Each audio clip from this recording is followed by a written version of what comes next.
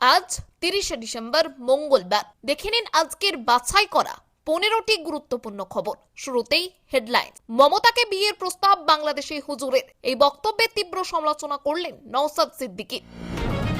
ট্যাবলেটে জন্ম নিয়ন্ত্রক ওষুধ মিশিয়ে হিন্দুদের জনসংখ্যা কমানোর ষড়যন্ত্র, বিস্ফোরক দাবি শুভেন্দু অধিকারীর। শুভেন্দু নন্দীগ্রামে বড় ধাক্কা খেল বিজেপি, চওড়া হাসি হাসল তৃণমূল। এখনো চূড়ান্ত নয়, হুমায়ুন কবির ইস্যুতে সুকান্তের বিস্ফোরক মন্তব্য। বিধানসভা ভোটের 3 মাস বাকি, আর তার আগে তৃণমূলকে নিয়ে বড় সিদ্ধান্ত শওকত মোল্লা। বাংলা পলিটিক্সের সমস্ত খবর প্রতিদিন সকালে দেখতে সাবস্ক্রাইব করুন আমাদের বি পলিটিক্স চ্যানেলটি। এবার আসছে বিস্তারিত সংবাদে।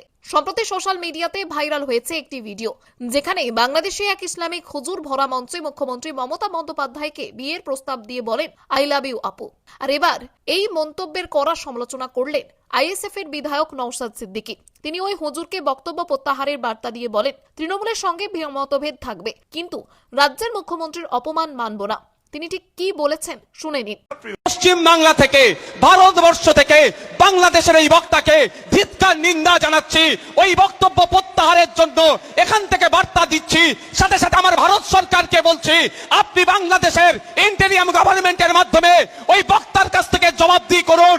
এই ইউনূসের সরকারকে আপনি বার্তা দিন, পশ্চিম বাংলার একটা অঙ্গরাজ্যের মুখ্যমন্ত্রীকে যে কুরুচিকর ভাষায় আক্রমণ করেছে, তার জবাব বাংলাদেশ সরকারের কাছ থেকে আমার দেশের সরকারকে নিতে হবে। ছাড়ার কোনো জায়গা নাই। মমতা ব্যানার্জি ভুল করবে, সমালোচনা করি আর করব। ইভেন আমরা কি বলি, সমস্ত চোরেদেরকে প্রশ্রয় মমতা ব্যানার্জি দিচ্ছে, কিন্তু ব্যক্তিগত পরিসরে গিয়ে তাকে আক্রমণ করবে আমরা মেনে নিতে পারি না। আমার দেশের সরকারের কাছে আমি অনুরোধ করব যে ইমিডিয়েট ইউনূস সরকারের কাছে আপনি এর জবাব তলব করেন। রাজনৈতিক মতপার্থক্য ছিল, আছে, থাকবে। আদর্শগত মতপার্থক্য ছিল, আছে, থাকবে। কিন্তু আমার রাজ্যের মুখ্যমন্ত্রীকে কটু ভাষায় আক্রমণ করবে, এটা আমরা মেনে নিতে পারবো না। কারণ সাংবিধানিক পদে তিনি বসে আছেন, তার হাতে সার্টিফিকেট আছে, তাকে আপনাকে আমাকে সম্মান দিতে হবে। আপনি আমি যদি সংবিধানকে ভালোবাসি, আপনি আমি যদি সংবিধানকে মেনে চলি, সংবিধানকে সম্মান দিতেই হবে। সেই সংবিধানের বলে, আর্টিকেলের বলে মমতা ব্যানার্জি চিফ মিনিস্টার সিটে বসে আছে। সুতরাং আমি আপনি সংবিধানকে পাথেয় করে আমার দেশের আইনকে মেনে চলছি, তাই আইনকে সিনিয়র মান্যতা দিয়ে চিফ মিনিস্টারের সিটে বসেছে। সেই চিফ মিনিস্টারকে যদি অকথ্য ভাষায় আক্রমণ করা মানে সংবিধানের ওই পদটাকে আক্রমণ করলো, ওই চেয়ারটাকে আক্রমণ করলো, তা আমার সংবিধানকে আক্রমণ করবে, আমরা চুপ থাকতে পারবো না। তাই ভারত সরকারের কাজ হবে ইমিডিয়েট জবাব তলব করা। শুধু নওশাদ নয়, প্রতিবাদে সরব হয়েছেন হরিণঘাটার বিজেপি বিধায়ক কবিয়াল অসীম সরকার। তিনি দাবি করেছেন, রাজনৈতিক মতাদর্শ আলাদা হতেই পারে, কিন্তু সবার আগে আমরা মানুষ। তিনি একজন নারী, তিনি আমার রাজ্যের মুখ্যমন্ত্রী, তাকে নিয়ে কুরুচিকর মন্তব্য কখনোই মেনে নেওয়া সম্ভব না। তিনি আরো বলেন, তবে আমি আশা করেছিলাম এই পোস্টের বিরোধিতায় তার নিজের রাজনৈতিক দলের কর্মীরা এবং নেতৃত্বরা সরব হবেন, কিন্তু এমন কিছু দেখা গেল না। কেন একটা প্রতিবাদ করলো না তারা? আমার মনে হয়েছে তাই আমি প্রতিবাদ করেছি এবং আগামী দিনেও এরকম অনৈতিক কাজের প্রতিবাদ করব। ট্যাবলেটে জন্ম নিরোধক ওষুধ মিশিয়ে হিন্দুদের জনসংখ্যা কমানোর ষড়যন্ত্র, বিস্ফোরক দাবি শুভেন্দু অধিকারী। অভিষেক বন্দ্যোপাধ্যায়ের স্বপ্নের প্রকল্প সেবাশ্রয় নিয়ে নন্দীগ্রামে তীব্র আক্রমণ শানিয়েছেন বিরোধী দলনেতা শুভেন্দু অধিকারী। তিনি বিস্ফোরক আশঙ্কা প্রকাশ করে দাবি করেছেন, এই স্বাস্থ্য শিবিরের মাধ্যমে বিলি করা ট্যাবলেটে জন্ম নিয়ন্ত্রক ওষুধ মিশিয়ে হিন্দুদের জনসংখ্যা কমানোর ষড়যন্ত্র হতে পারে। রবিবার অভিষেক জানিয়েছিলেন, নন্দীগ্রামে বহু মানুষ সেবাশ্রয় ক্যাম্প করার অনুরোধ পাঠাচ্ছেন এবং তিনি সেখানে পরিষেবা পৌঁছে দিতে প্রস্তুত। পাল্টা জবাবে শুভেন্দু বলেন, খুব সাবধান, ভোটের আগে এরা ট্যাবলেট বিতরণ করতে আসছে। এরা চাই বাংলাদেশের মতো নন্দীগ্রামেও হিন্দু জনসংখ্যা কমে যাক। তিনি আরো প্রশ্ন তোলেন, কে জানে ওদের ট্যাবলেটের মধ্যে জন্ম নিয়ন্ত্রক ট্যাবলেট মেশানো আছে কিনা। ওদের কাছে সূচ ফোটাবেন না, ব্লাড দেবেন না। নন্দীগ্রামের মানুষের রক্ত পরীক্ষার প্রয়োজন হলে তিনি নিজে ব্যবস্থা করবেন বলে আশ্বাস দেন। তৃণমূলের এই উদ্যোগকে নির্বাচনী গিমিক বলে শুভেন্দু মন্তব্য করেন।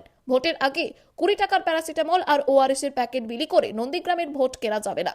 নন্দীগ্রামের মানুষ বেঈমান নয়। শুভেন্দুর এই মন্তব্যের পর তৃণমূলের পক্ষ থেকে তীব্র প্রতিক্রিয়া শুরু হয়েছে। শাসক দলের নেতারা দাবি করেছেন, পরাজয়ের ভয়ে শুভেন্দু অধিকারী মানুষের স্বাস্থ্য পরিষেবা নিয়ে নির্লজ্জ রাজনীতি ও সাম্প্রদায়িক উস্কানি দিচ্ছেন। নন্দীগ্রামের হিন্দুরাই ফাঁদে পড়বে না। একটা প্যারাসিটামল ট্যাবলেট দিয়ে হিন্দুদের ভোট নেওয়া যাবে না। আমি আগামীকাল নন্দীগ্রামের হিন্দুদের আবেদন করব, এই তৃণমূলের চোরের টাকায় সেবাশ্রয় যাবেন না। এরা হিন্দু জনসংখ্যা জন্মহার কমানোর জন্য জন্ম নিয়ন্ত্রক ট্যাবলেটও দিয়ে দিতে পারে।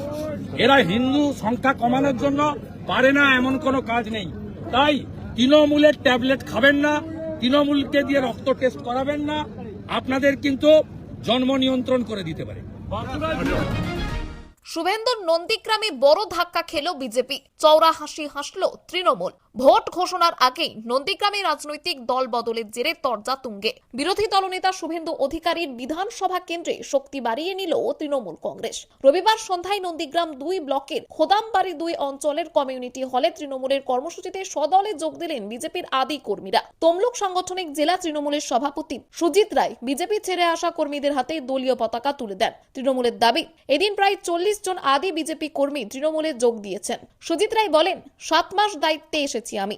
এই কমিউনিটি হলে 3 বার সভা করেছি। প্রতিবারই বিজেপি ছেড়ে তৃণমূলে যোগ দিয়েছেন লোকজন। এখনো পর্যন্ত প্রায় 500 কর্মী বিজেপি ছেড়ে এসেছেন। আদি বিজেপি কর্মীরা মর্যাদা না পেয়ে ক্ষুব্ধ, তাদের দলে স্বাগত জানাচ্ছি আমরা।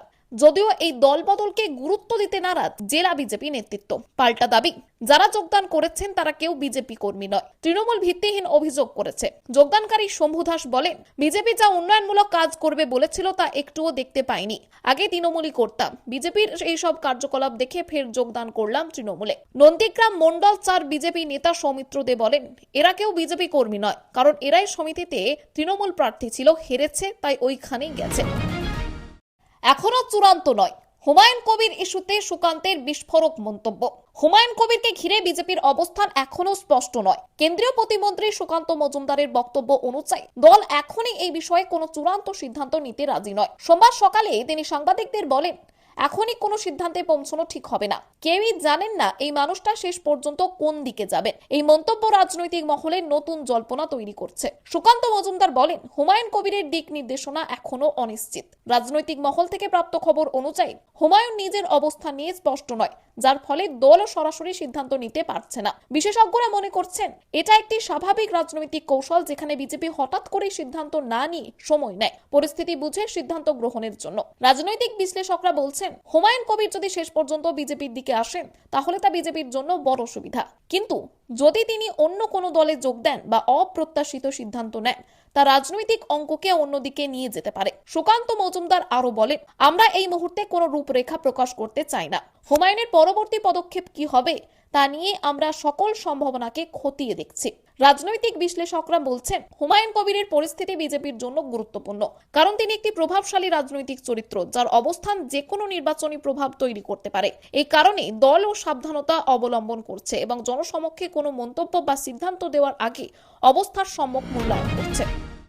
বিধানসভা ভোটের 3 মাস বাকি, আর তার আগেই তৃণমূলকে নিয়ে বড় সিদ্ধান্ত শওকত মোল্লা। জানুয়ারির 1 তারিখে তৃণমূল কংগ্রেসের প্রতিষ্ঠা দিবস উপলক্ষে ভাঙড় ও ক্যানিং পূর্ব বিধানসভা এলাকায় কড়া নির্দেশ দিয়েছেন তৃণমূল নেতা শওকত মোল্লা। প্রতি বুথে 200টি করে দলীয় পতাকা লাগাতে হবে। 31শে ডিসেম্বরের মধ্যে ভাঙড় ও ক্যানিং পূর্বে পতাকা, ফ্ল্যাগ ও ফেস্টন লাগানোর কাজ সম্পন্ন করতে হবে। 1 জানুয়ারি সকালে পতাকা উত্তোলনের পর কর্মীদের নিয়ে মিষ্টিমুখ করার নির্দেশ দেওয়া হয়েছে। দলের 27 বছর ও সরকারের 15 বছর পূর্তি উদযাপনের পাশাপাশি আগামী 3 মাস পর বিধানসভা নির্বাচনকে মাথায় রেখে কোনো বিষয়কেই ছোট করে দেখা যাবে না বলে জানিয়েছেন শওকত মোল্লা। 2 জানুয়ারি অভিষেক বন্দ্যোপাধ্যায়ের প্রথম জনসভা দক্ষিণ 24 পরগনার বারুইপুর থানা এলাকার সাগর সংঘ মাঠে। সেখানে 2 লক্ষ লোকের জমায়েত করার লক্ষ্যমাত্রা নির্ধারণ করা হয়েছে। এই জমায়েতে কোনো দুর্বলতা দেখালে নেতাদের পার্টিতে থাকার অধিকার নেই বলে করা হুঁশিয়ারি দিয়েছেন শওকত মোল্লা। ভাঙড় ও ক্যানিং পূর্ব থেকে 350টি গাড়ি বেলা 12টার মধ্যে ছাড়তে হবে। প্রতিটি গাড়িতে আলাদা করে স্টিকার লাগাতে হবে এবং কর্মীদের জন্য বিরিয়ানি, লুচি, রুটি সহ খাওয়ার ব্যবস্থা করার নির্দেশ দেওয়া হয়েছে। এদিকে ভাঙড়ের রাজনৈতিক তাপমাত্রা বাড়ছে। আইএসএফ এর বিধায়ক নওশাদ সিদ্দিকী শওকত মোল্লাকে নটোরিয়াস ক্রিমিনাল ও চুনোপুটি নেতা বলে আক্রমণ করেছেন। তিনি হুঙ্কার দিয়ে বলেছেন, আরাবুল ইসলাম ও কাইজার আহমেদের মতো শওকত মোল্লাও ইতিহাসের পাতায় স্থান পাবেন। নির্বাচন ঘনিয়ে আসায় ভাঙড়ের রাজনৈতিক উত্তাপ ক্রমশই বাড়ছে।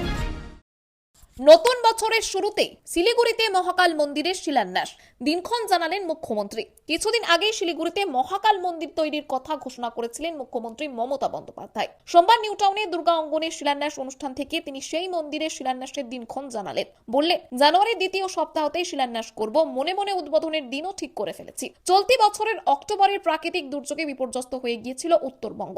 একাধিকবার ক্ষতিগ্রস্তদের পাশে দাঁড়াতে উত্তরবঙ্গ ছুটে গিয়েছিলেন মুখ্যমন্ত্রী মমতা বন্দ্যোপাধ্যায়। সেই সফরের মাঝেই দার্জিলিং এর মহাকাল মন্দিরে পুজো দিয়েছিলেন তিনি। এরপরে তিনি শিলিগুড়িতে বাংলার সবচেয়ে বড় মহাকাল মন্দির তৈরির কথা ঘোষণা করেছিলেন। বলেছিলেন, শিলিগুড়ির ডিএমকে একটা জমি দেখতে বলেছি, সেখানে কনভেনশন সেন্টার হবে, তার পাশেই তৈরি করা হবে মহাকাল মন্দির। এখানে সবচেয়ে বড় শিব রাখা হবে। করতে হয়তো একটু সময় লাগবে, ট্রাস্টি বোর্ড গঠন করতে হবে, সরকার বিনামূল্যেই জমি দেবে। মালদায় কংগ্রেসে ভাঙন, মিমের পতাকা হাতে জেলা কংগ্রেস নেতা সন্তোষ কেশরী। তৃণমূলের পর এবার কংগ্রেস থেকে মিমে যোগদান করলেন জেলা কংগ্রেসের সাধারণ সম্পাদক সন্তোষ কেশরী। মালদা প্রেস কর্নারের সাংবাদিক সম্মেলনের মাধ্যমে তার হাতে পতাকা তুলে দেন মিমের মালদা জেলা সভাপতি রেজাউল করিম। তিনি বলেন, কংগ্রেস এবং তৃণমূল কংগ্রেসের অনেক নেতাই তাদের সাথে যোগাযোগ করছে, আগামী দিনে অনেকেই যোগদান করবে। মিমে যোগদানকারী সন্তোষ কেশরীর দাবি, কংগ্রেসে থেকে কাজ করতে পারছিলেন না, সেই কারণেই মিমকে বেছে নিয়েছেন। মিমকে গুরুত্ব দিতে নারাজ কংগ্রেস ও তৃণমূল কংগ্রেস। জেলা কংগ্রেসের আরেক সাধারণ সম্পাদক ভূপেন্দ্রনাথ হালদার বলেন, কংগ্রেস অনেক বড় দল, কি থাকলো না কোনো যায় আসে না। কংগ্রেস থেকে যারা যাচ্ছে তারা কোনো কাজ করে না, অকামের লোকগুলোই যাচ্ছে। মিম বিজেপির বি টিম, বিজেপির হিন্দুত্বের ঠিকা নেবে, মিম মুসলিমের ঠিকা নেবে, এই রাজনীতি মালদায় চলবে না। কটাক্ষ জেলা তৃণমূল সহ সভাপতি শুভময় বসুর। পাল্টা বিজেপির দক্ষিণ মালদা সাংগঠনিক জেলার মুখপাত্র অসলান ভাদুরী বলেন, বিজেপি নিজের দমে সারা দেশে লড়াই করে, বিজেপির কারোর প্রয়োজন হয় না। আমাদের সমস্যাগুলির সমাধানে উদ্যোগ নিচ্ছেন না। সিইওর সঙ্গে বৈঠকে গর্জে উঠলেন তৃণমূল সাংসদ পার্থ। এসআইআর প্রক্রিয়ার হিয়ারিং এ বয়স্কদের অফিসে ডাকা নিয়ে প্রশ্ন তুলে ক্ষোভ প্রকাশ করেছেন তৃণমূলের সর্বভারতীয় সাধারণ সম্পাদক অভিষেক বন্দ্যোপাধ্যায়। গতকাল ভার্চুয়ালি বিএলএ 2দের সঙ্গে বৈঠকে তিনি জানিয়েছিলেন, বয়স্কদের বাড়িতে গিয়ে হিয়ারিং এর ব্যবস্থা করা উচিত। সোমবার সেই মতো তৃণমূলের প্রতিনিধি দল সিইও দপ্তরে গিয়ে অভিযোগ জানায়। সিইও মনোজ আগরওয়ালের সঙ্গে বৈঠকে ব্যারাকপুরের সাংসদ পার্থ ভৌমিক তীব্র ক্ষোভ প্রকাশ করেন। তিনি বলেন, আপনারা আমাদের সমস্যাগুলির কোনো সমাধান করছেন না, কোনো পদক্ষেপও করা হচ্ছে না। বয়স্ক নাগরিকদের সমস্যাগুলির এখনো সমাধান না হওয়াকে গ্রহণযোগ্য নয় বলে জানান। হুঁশিয়ারি দিয়ে বলেন, যদি আমাদের বিষয়টি জাতীয় নির্বাচন কমিশন ও মুখ্য নির্বাচন কমিশনারের কাছে না তুলে ধরা হয়, তাহলে আমরা আগামীকাল আবার এখানে ফিরে আসব। বৈঠক শেষে পার্থ ভৌমিক জানান, সিইও মুখ্য নির্বাচন কমিশনারের সঙ্গে কথা বলবেন এবং বয়স্কদের বাড়িতে গিয়ে হিয়ারিং এর বিষয়ে আজকেই সিদ্ধান্ত নিতে পারেন। রাজ্যের বাইরে থাকা ব্যক্তিদের ভার্চুয়ালি হিয়ারিং এর দাবিও জানানো হয়। হিয়ারিং প্রক্রিয়ায় রাজনৈতিক দলগুলির বিএলএরা থাকতে না পারা নিয়েও অভিযোগ করেন তারা। পার্থ বলেন, এনুমিরেশন ফর্ম বিলির সময় বিএলওর সঙ্গে ছিলেন বিএলএরা, তাহলে হিয়ারিং এর সময় থাকতে পারবেন না কেন? সব রাজনৈতিক দলের বিএলএরা থাকবেন, যদি বিএলএদের থাকতে না দেওয়া হয় সেটা লিখিত জানাক, আমরা আইনি পদক্ষেপ নেব। সিইও অভিযোগগুলি নিয়ে জাতীয় নির্বাচন কমিশনের সঙ্গে কথা বলবেন বলে জানিয়েছেন। উত্তর না পেলে ফের সিইও দপ্তরে আসবেন বলে জানিয়ে দেন তৃণমূল প্রতিনিধিরা। ঠান্ডায় কাঁপতে কাঁপতে 109 বছরের বৃদ্ধা এলেন শুনানিতে। নির্বাচন কমিশন পরিষ্কার বলেছিল, 85 বছরের ঊর্ধ্ব বৃদ্ধ বৃদ্ধাদের শুনানিতে যেতে হবে না, তাদের জন্য ভার্চুয়াল শুনানির ব্যবস্থা করা হবে। কিন্তু তারপরও পূর্ব বর্ধমানের কাটোয়ায় 109 বছরের বৃদ্ধা মুক্তিবালা প্রামাণিককে আসতে হলো বিডিও অফিসে ভোটার তালিকা সংশোধনের শুনানির জন্য। ভোটার কার্ড অনুযায়ী তার বয়স 89 বছর, কিন্তু পরিবারের দাবি তার বয়স 109 বছর। কাটোয়ার 1 নম্বর ব্লকের রাধাকৃষ্ণপুরের 47 নম্বর বুথের বাসিন্দা মুক্তিবালা প্রামাণিকের ডাক পড়েছে শুনানি কেন্দ্রে। পরিবারের দাবি, তারা বারবার প্রশাসনকে জানিয়েছিল যেন বাড়িতে শুনানির ব্যবস্থা করা হয়, কিন্তু প্রশাসন কোনো কিছুতেই কর্ণপাত করেনি। এরপর শীতের মধ্যে বৃদ্ধাকে ভ্যানে চাপিয়ে বিডিও অফিসে নিয়ে আসেন তার 2 নাতি।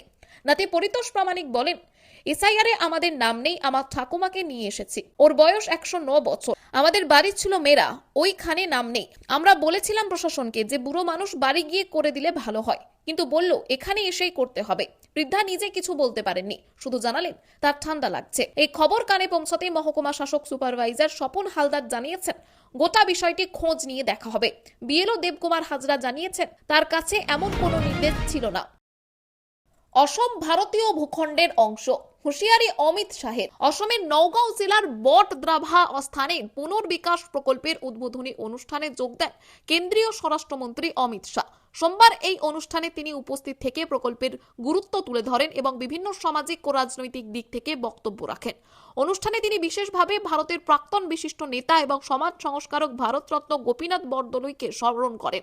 অমিত শাহের বক্তব্যে স্পষ্ট করা হয় যে গোপীনাথ বরদলৈ না থাকলে শুধু অসম নয়, গোটা পূর্বাঞ্চলও ভারতের অংশ হতো না। তিনি আরো বলেন, বরদলৈয়ের নেতৃত্ব ও অবদানের কারণে অসম এবং পূর্বাঞ্চলের মানুষ ভারতীয় সংবিধানের আওতায় এসে সংহত জীবনযাপন করতে পেরেছেন। বটদ্রাভা পুনর্বিকাশ প্রকল্পটি স্থানীয় জনজীবনের উন্নয়নের জন্য একটি গুরুত্বপূর্ণ পদক্ষেপ। এই প্রকল্পের আওতায় এলাকার বুনিয়াদী অবকাঠামো, সড়কপথ, জল সরবরাহ, শিক্ষা প্রতিষ্ঠান এবং সাংস্কৃতিক কেন্দ্রগুলিকে আধুনিক ও সুষ্ঠুভাবে উন্নত করা হবে। স্থানীয় নাগরিকরা আশা প্রকাশ করেন যে এই প্রকল্প এলাকার অর্থনৈতিক ও সামাজিক উন্নয়নে গুরুত্বপূর্ণ ভূমিকা রাখবে। স্থানীয় প্রশাসন প্রকল্পের সুষ্ঠু বাস্তবায়নের জন্য সব ধরনের প্রস্তুতি সম্পন্ন করেছে। প্রজেক্টের আওতায় নতুন স্কুল, স্বাস্থ্যকেন্দ্র এবং বাজার উন্নয়নের পাশাপাশি পর্যটন ও সাংস্কৃতিক উন্নয়নেও গুরুত্ব দেওয়া হবে। অমিত শাহের উপস্থিতি এবং বক্তব্য স্থানীয় মানুষদের মধ্যে উৎসাহ ও উত্তেজনা তৈরি করেছে। খবর আজকের মতো এখানেই শেষ। আবার আসছি আগামীকাল সকালে। পরবর্তী খবরের জন্য সাবস্ক্রাইব করুন বি পলিটিক্স।